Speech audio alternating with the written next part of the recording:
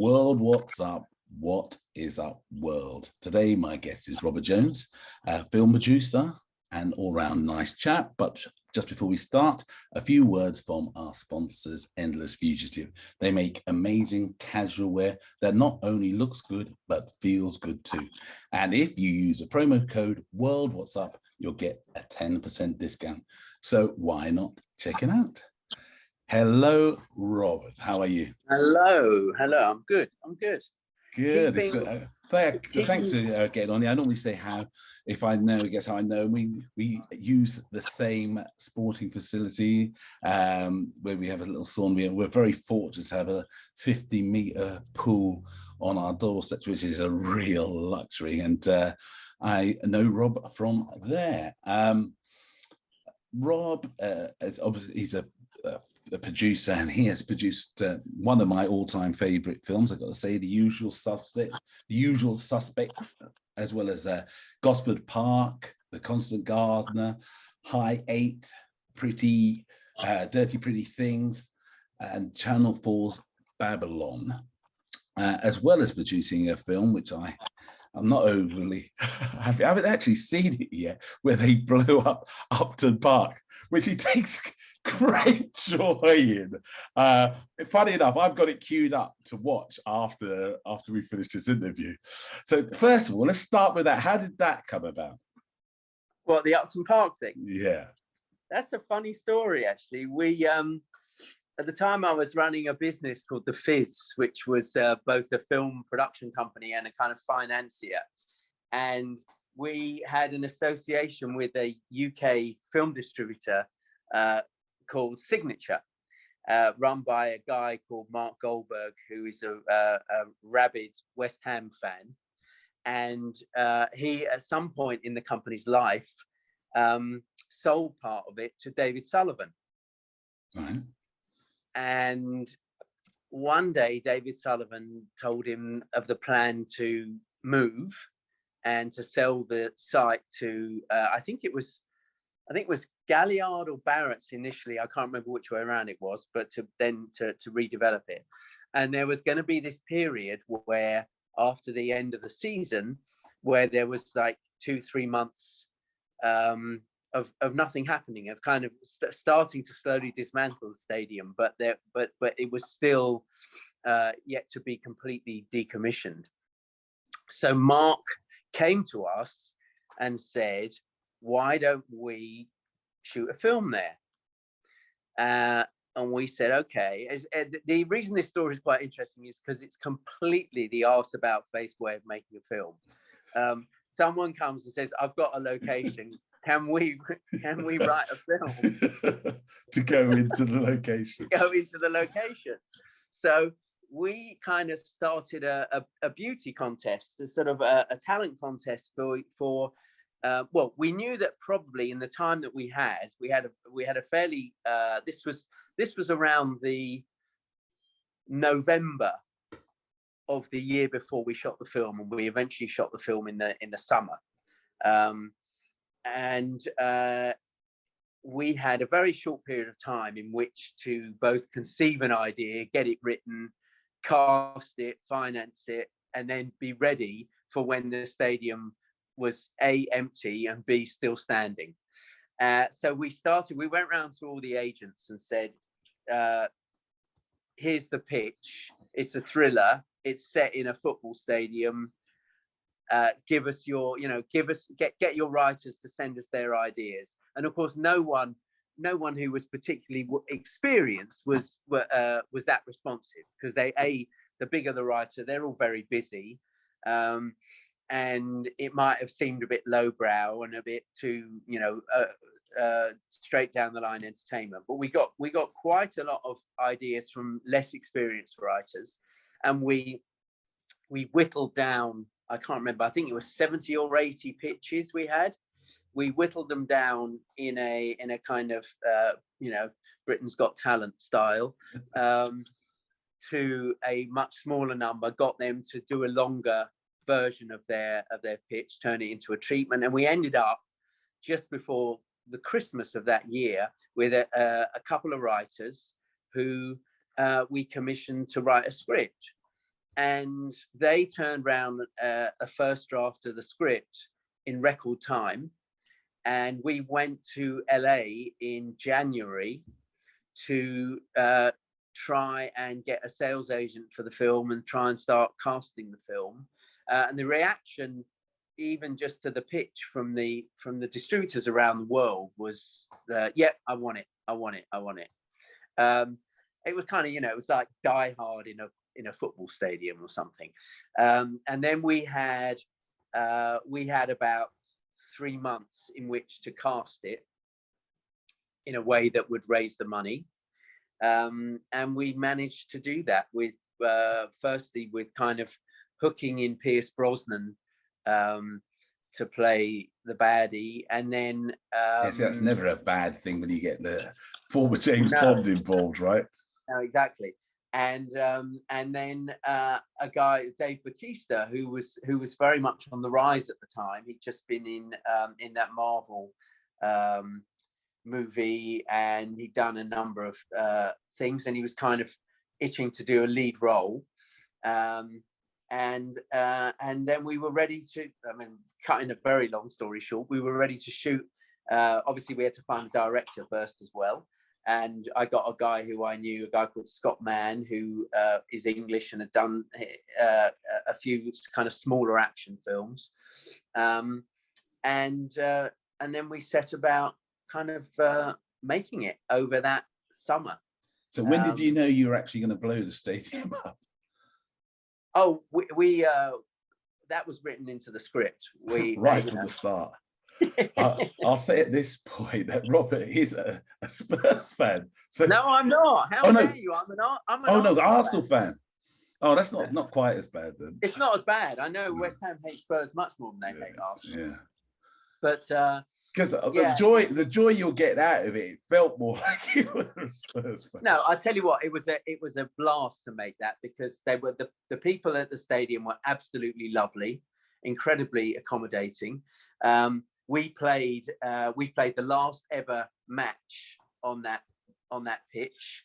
Really? We got a team together from the production company, and we played Barrett Holmes' team, an 11-a-side match. And I had an office in one of the I guess they were the hospitality suites, and I used to go out every lunchtime and kick a ball about and man.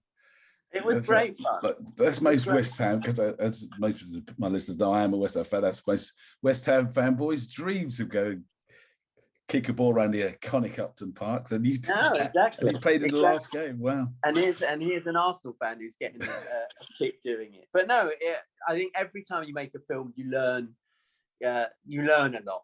And I learned a lot about the sort of workings.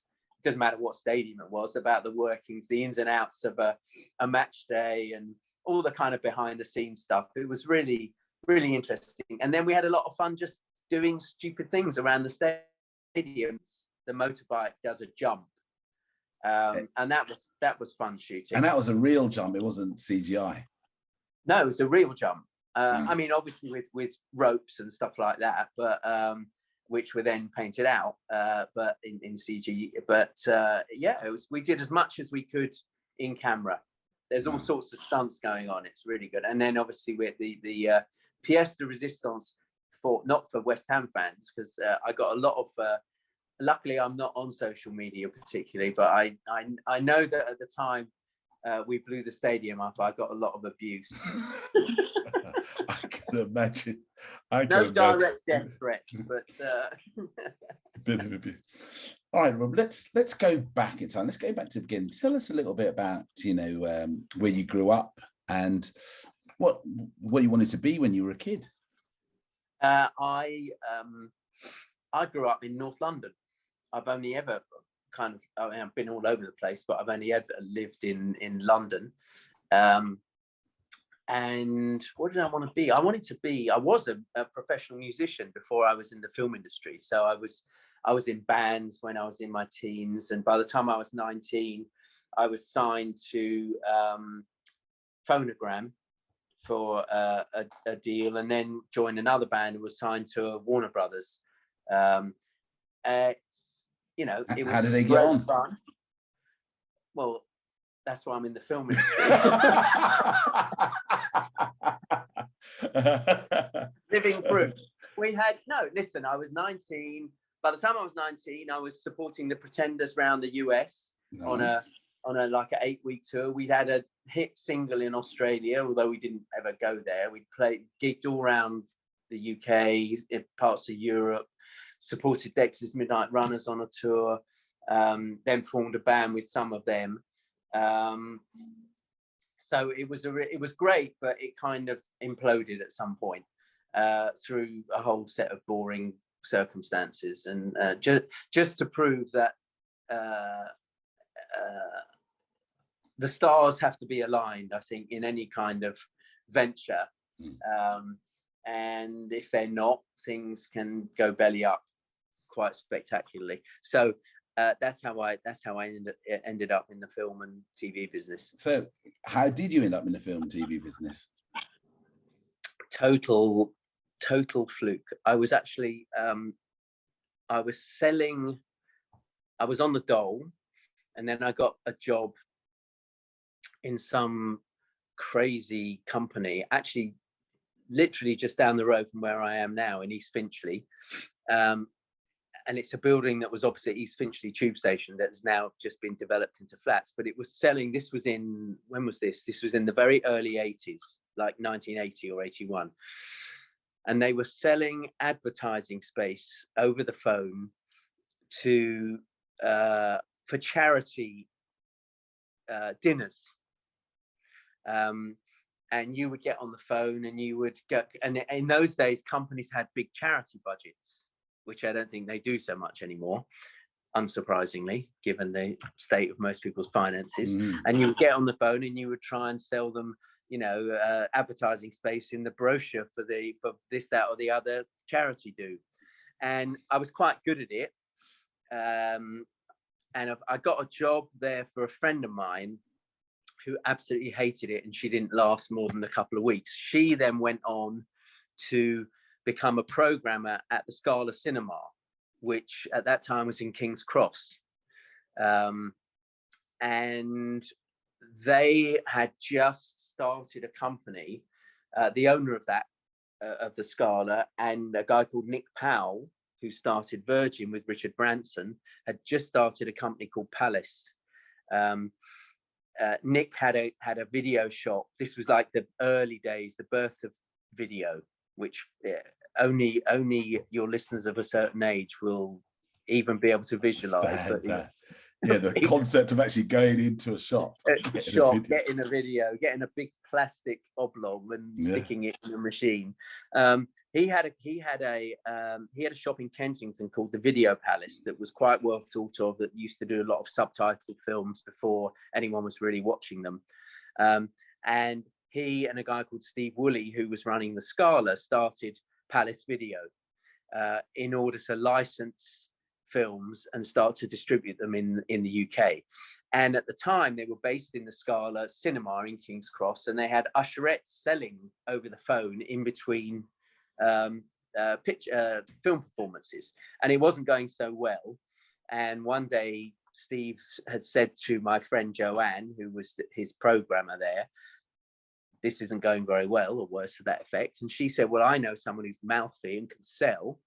And she contacted me, and I went in there and I started to sell their videos over the phone to as I say, it was the birth of video. It was a lot of people getting into the video retail industry who didn't know much about it. It was not easy, because you were talking about people who thought they were making a quick buck, and the last thing they'd have been interested in was David Lynch's Eraserhead or a Werner Herzog film or John Waters' Pink Flamingos. But that's what the kind of thing that Palace was doing.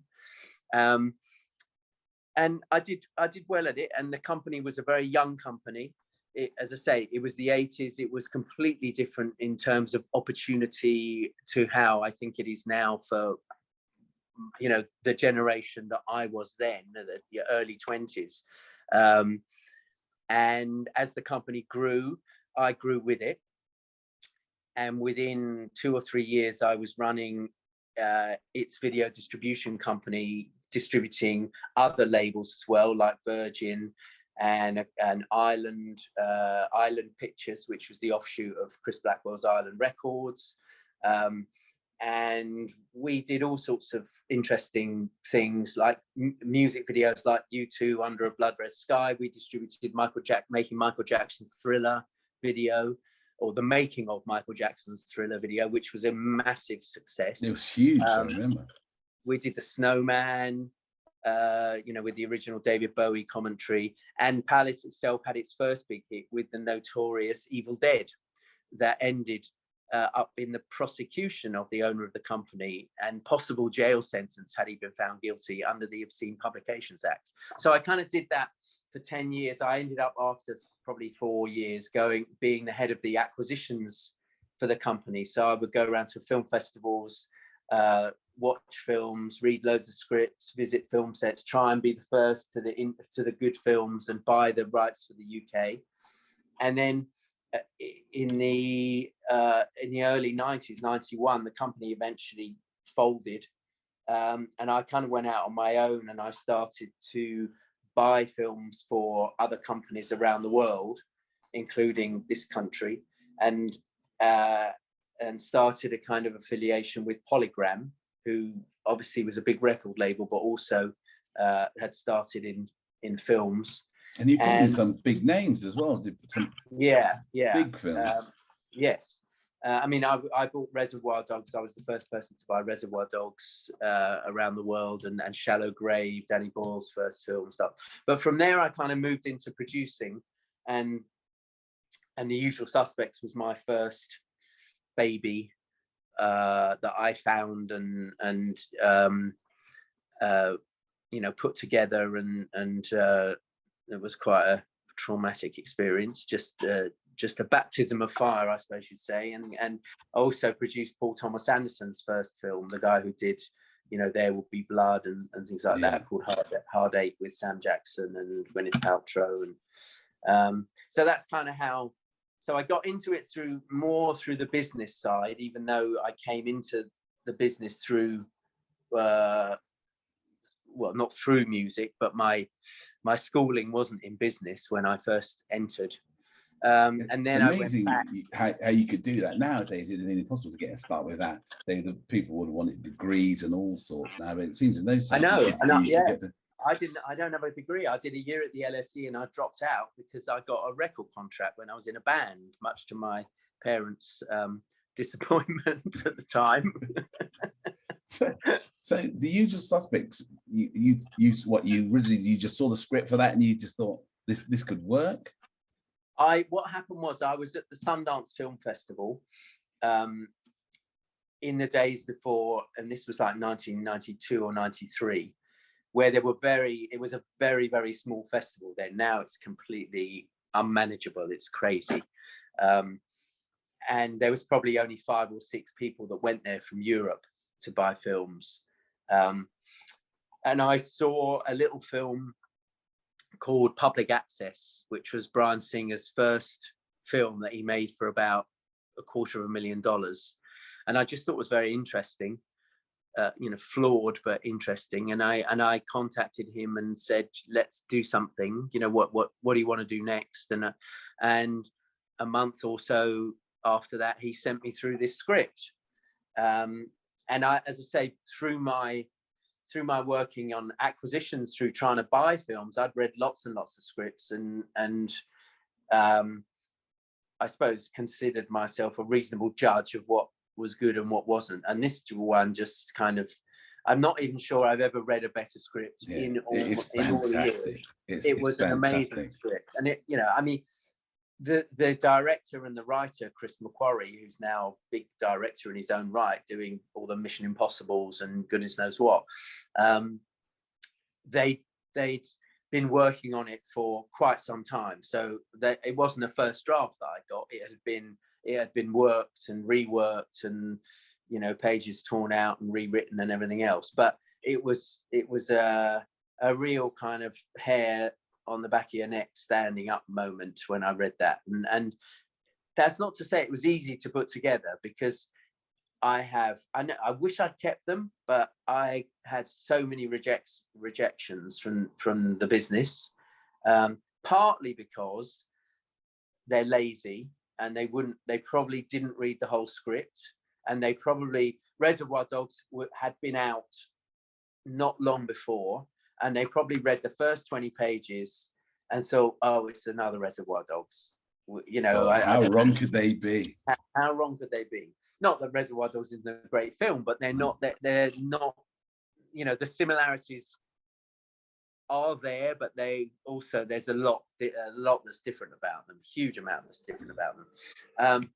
So it was a very difficult film to get together, because we didn't make it on a very big budget, and you know, when it's one of those things, you never know when you're making a film how it's going to turn out or what the reception's going to be. But it was one of those films in the end where the stars did align, and it did get recognition, and more than getting kind of instant recognition, it got recognition that has lasted, well, still to this day. Yeah, I mean, I watched it with my kids, and they still feel it was a brilliant film. It's a timeless classic. Yeah. I mean, it's you know, it's when people, I'm not so sure with all the scandal around various people involved in it at the moment. I'm not so sure if it'll be on the top 10 at the moment, but it regularly was in people's top 10 films, certainly of the 90s, if not, you know, longer periods. So, but yeah, it was a film of which I will always be immensely proud, for sure. And a great, what a way to start. So it must have been good for you getting all that recognition for you on your first project. So just tell us a little bit about, what does a producer do, and what's the difference between a producer and an executive producer? Yes, this is a very good question, because it's the producer is the one, everyone knows what the cameraman does, everyone knows what the director does, everyone knows what hair and makeup does, everyone knows what the production designer does. And honestly, the number of times I've been asked on the set, even by actors, can you explain what the producer does? Because there are all different types of producer. You have and there are different types of producer credit. As you say, you have a producer, you have an exec producer, you have co-producer, you have associate producer, you have, it in its purest form. And I would consider myself, hopefully, to be a producer in its purest form. And this is a guy I know, Lawrence Bender, who produced Reservoir Dogs and a lot of Quentin Tarantino's film. He had a great way of defining it once. He said the producer is the person who is the glue that holds everything together when everything else is trying to pull it apart. Because it is brilliant, because it is a very apt way of putting it, because the making of a film or a TV show or anything involves so many different moving parts that it's not logical that it actually ever happens. It takes a kind of unnatural force to get these things in place and to push them together, almost like two the same poles of a magnet. So everything is trying to push them apart, and the producers there trying to bloody force them together. So a producer as opposed to an exec producer, I would say the role can be anything from conceiving of an idea.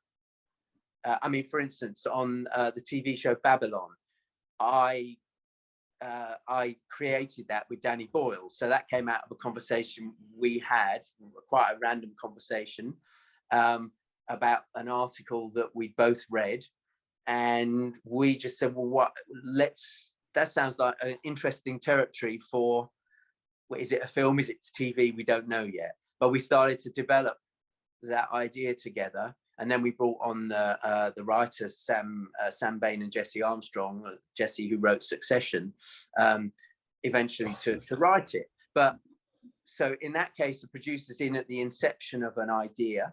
I wouldn't I wouldn't dream of taking credit for writing the scripts, but what you do is you find hopefully the right people for the job, and then you contribute, and you have an overall sense of what you want it to be, and you always, of course, ultimately choose who you're working with creatively, and you have to place a lot of trust in that creative talent.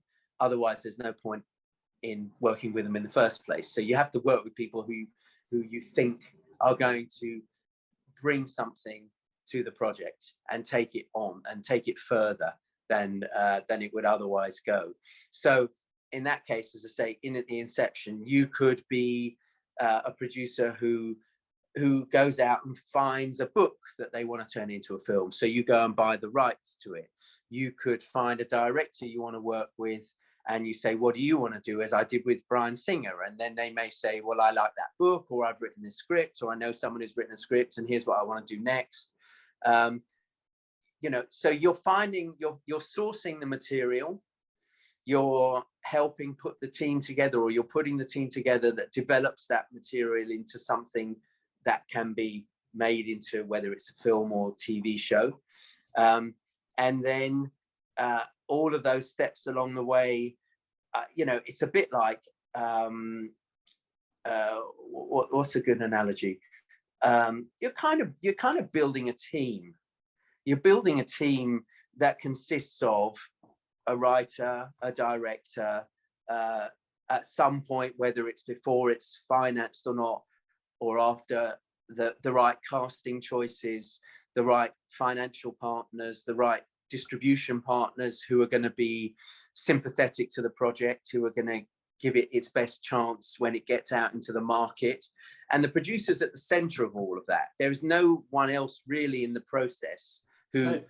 So it's really important to have a really good relationship with not just the team, but obviously the director. So who would you say is the best director you've worked with? Well, it's funny you should say. I was about to cut in on you. It is important to have a good relationship, and hopefully at the beginning you always do have a good relationship. That's not to say that by the time you finish you have a good relationship. And I've managed to fall out with some directors.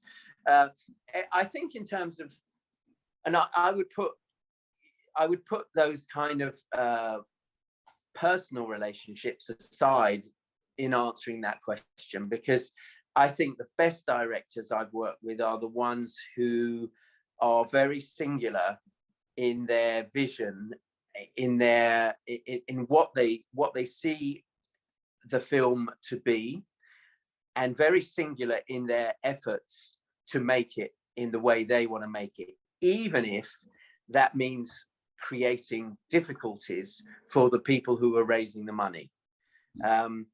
No one ever won an Oscar for the best finance plan.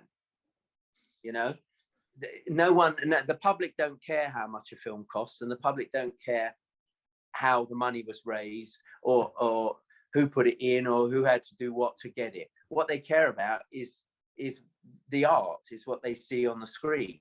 So that normally comes if the director's got a clear vision of what he wants. A clear vision, yes, exactly. So a director like Paul Thomas Anderson has an incredibly clear vision of what he wants to do, and the same goes for Danny Boyle. The same goes for Stephen Frears. I've just done a TV series which is on Channel 4 at the moment called The Undeclared War, and the guy who directed that and created it, Peter Kosminski, again an incredibly clear idea of what he wants to do, and very, very uncompromising, but in a good way. Still pragmatic. I mean, most directors, certainly in the independent film world, in the studio world, on a Marvel film where maybe there's $200 million to make the film with, or a Mission Impossible, maybe you can be a bit more self-indulgent. But on an independent film or TV show where there's a limited amount of money, and you're not gonna be able to go back and beg for more.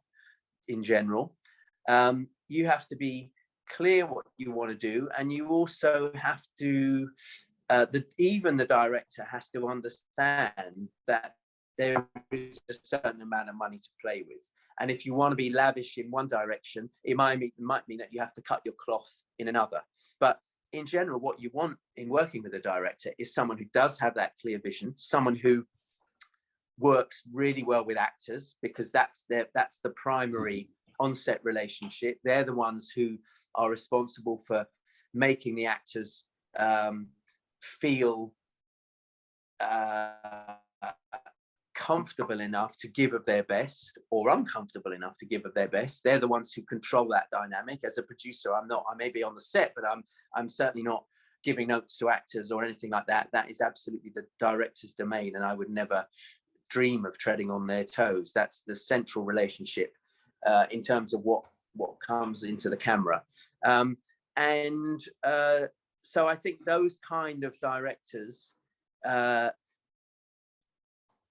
the best ones that I've worked with. They're very singular.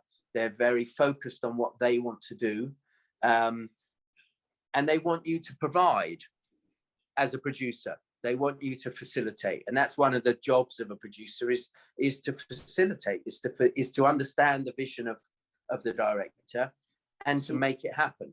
So what would you say is the biggest challenge when putting a TV show or film together?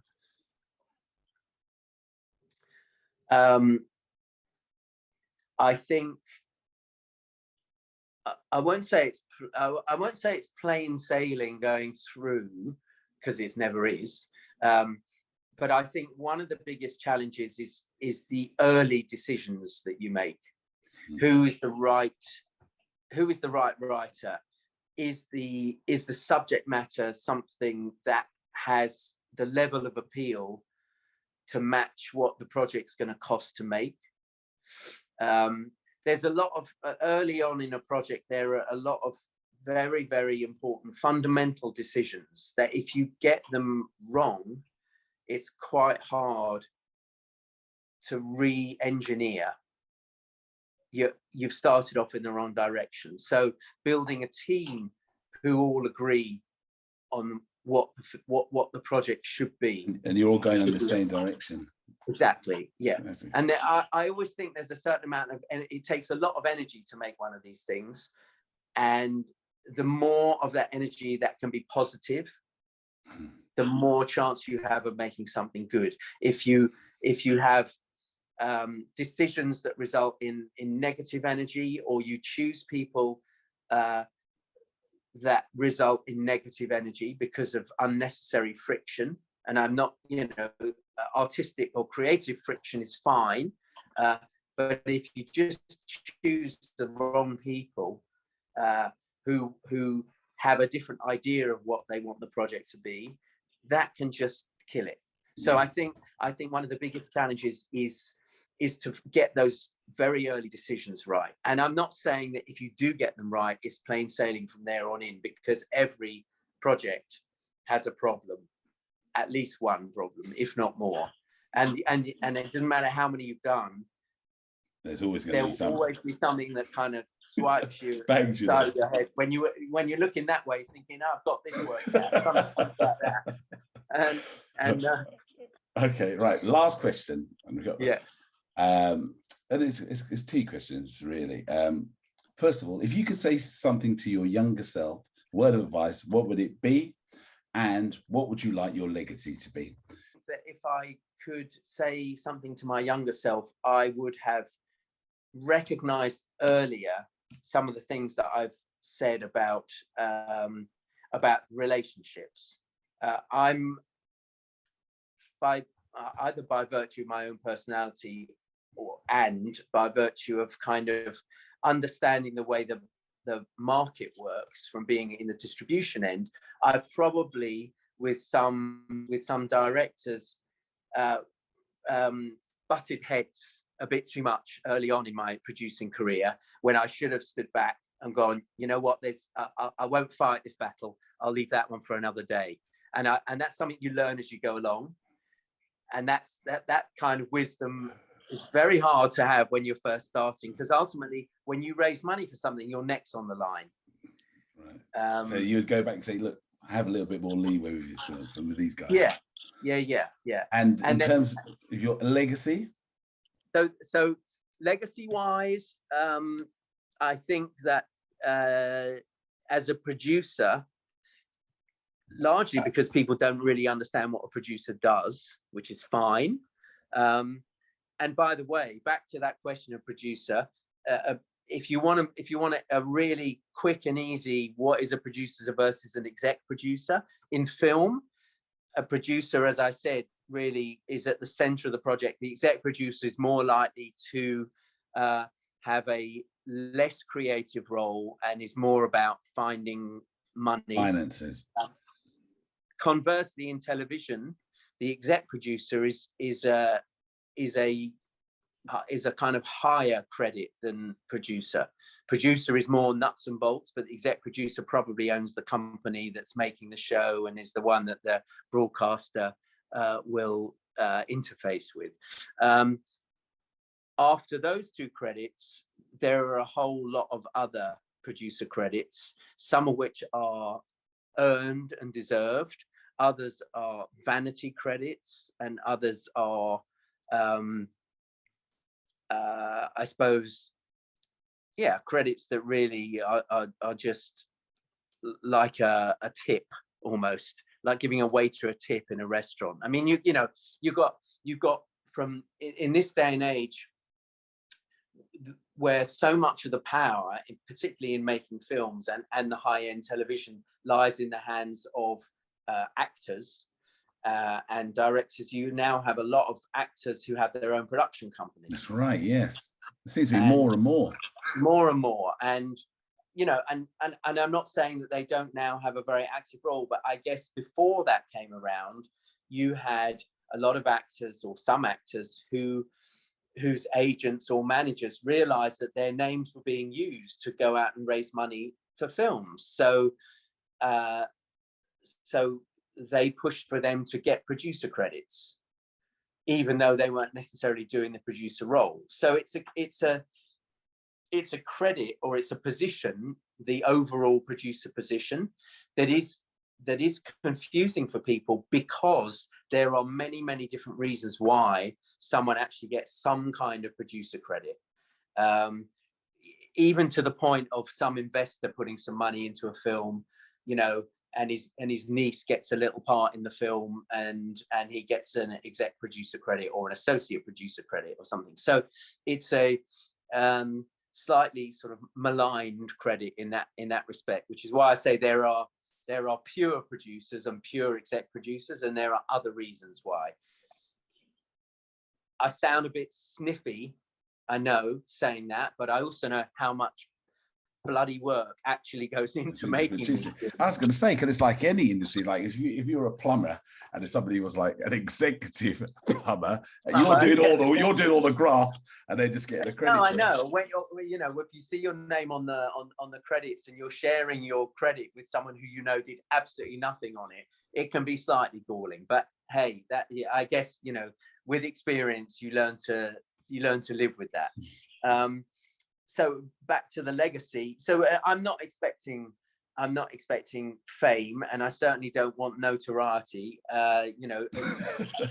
Most of the producers that are well known are well known for entirely the wrong reasons. And you definitely don't want to be going to that road. I do not want to be in Harvey Weinstein. And if you go back in the past, there are very few producers who are household names. I mean, how many David O. Selznicks are there? How many, that kind of thing? How many Robert Evanses are there? And even your average person on the street isn't going to know who Robert Evans is. Who produced Chinatown? I've not got a clue, but I know Jack Nicholson was in it. That kind of thing. Well, it was Robert Evans, but they don't know that.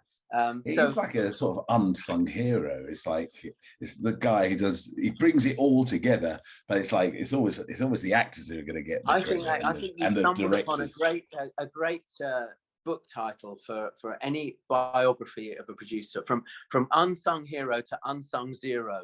I think that should be it. So I think as a producer, ultimately what you are going to be judged on is, you know, if people look at the list of things that I've been involved with, yeah, there's some duds, absolutely, because the law of averages says not everything's going to be good.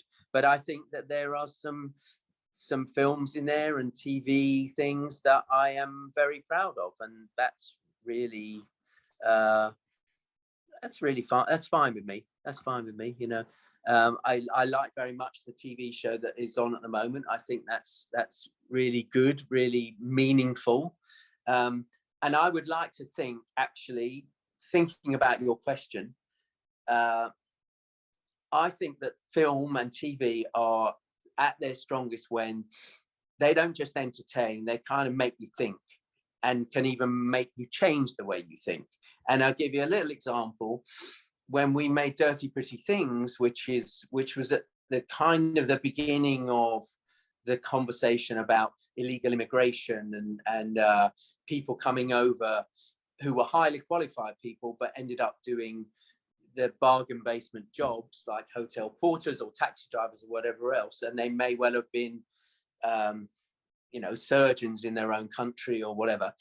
When we made Dirty Pretty Things, which was the first film that Chiwetel Ejiofor became known for, I had people coming up to me who said, I saw that film and I came out of the cinema and I looked at people in a different light when I saw them on the street. I looked at that taxi driver and I thought, well, you know what? He's a taxi driver here, but maybe he was something else. And, you know, there were in one of the early drafts of that script, there was a character who ended up not being in the final drafts of the script, who was a busker in Covent Garden. He was a Chinese character, and he had been, and he was based on a real character.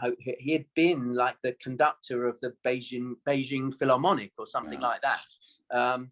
You know, so I think for me, where the medium is powerful, it's not just to give people a good time, but to send them out thinking a little bit as well. Changing things can change. Film and TV, they can change people's attitudes. They can educate. But I think if you want to educate, you have to do it in a stealthy way. And you know, you look at someone like Charlie Chaplin, who is known as an entertainer, but he also did incredibly serious things underneath, making people laugh. Like The Great Dictator, that speech is unbelievable speech.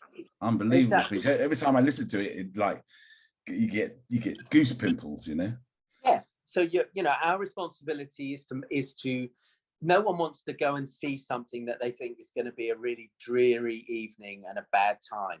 You want them to want to see it, but you also, if you can make them wonder and think a little bit, if you can expand people's horizons in the way that, as a producer, I've learned more making films than I ever did at school. I mean, you go into new worlds.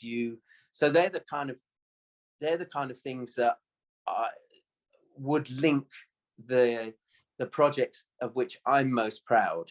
And they're probably nothing to do with each other subject matter wise, but they lift the lid on worlds that I would find interesting, and they take me into that world and they show me things that I didn't already know. And they, without sounding too wanky, they increase people's understanding of each other, of other cultures.